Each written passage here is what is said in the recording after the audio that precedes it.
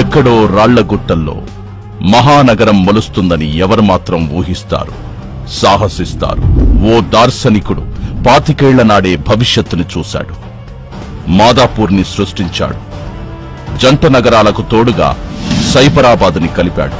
దిమాకున్నోడు దునియా మొత్తాన్ని చూస్తాడని చంద్రబాబుని చూసే రాశారేమో. హైటెక్ City, HITEX, Shilparamam, ISB, financial city, IIIT, HITEX convention centre, Mind Space, Shilpakala Vedika, చెప్పుకుంటూ పోతే లిస్టు చాంతాడంతా. ఆ ఒక్కడు తొడిగిన నగలు ఇన్ని ఉన్నాయా అని హైదరాబాద్ నగరమే ఆశ్చర్యపోతుంది. ఇవన్నీ ఎక్కడి నుంచొస్తాయి?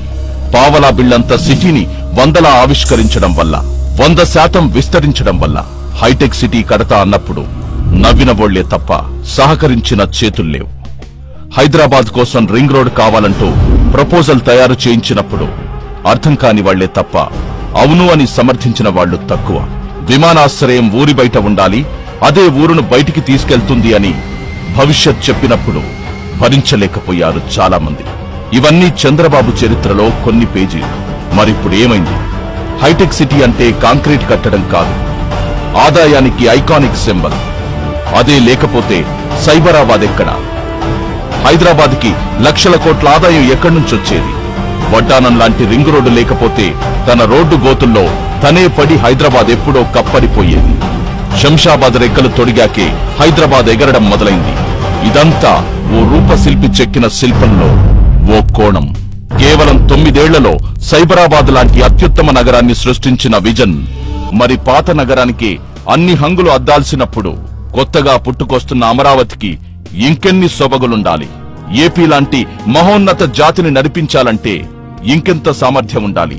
అమరావతి అంటే సచివాలయం కాదు, అమరావతి అంటే సీఎం కూర్చునే కుర్చీ కాదు, అమరావతి అంటే అర్జీలు పట్టుకుని జనం తిరిగే చోటు కాదు, వజ్రపు తునక, ఆంధ్రజాతి కిరీటం, ఆంధ్రుడి సత్తాకి నమూనా.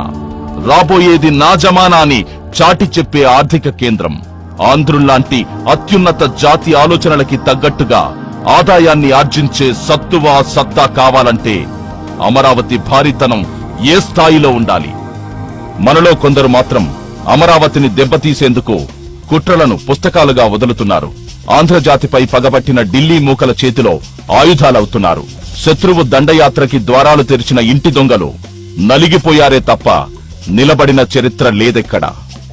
అలాంటి వాళ్లే ఇప్పుడు వడ్డించక ముందే విస్తరి చింపుకోమంటున్నారు. ఆశలు చంపుకోమని, అవకాశాలు తుంచుకోమని, అమరావతి మీద ద్వేషం నింపుకోమని నూరిపోస్తున్నారు. మన రేపటిని మనమే ధ్వంసం చేసుకుందామా? అసాధారణం రూపుదిద్దుకుంటున్నప్పుడు సామాన్యులు గుర్తించలేరు, నీచులు సహించలేరు.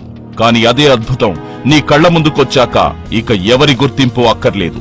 అదే నీకు గుర్తింపు తెస్తుంది, ప్రపంచానికి గుర్తుండిపోతుంది. ఆ గుర్తింపు కోసం పోరాడుతున్నవాడే చంద్రబాబు.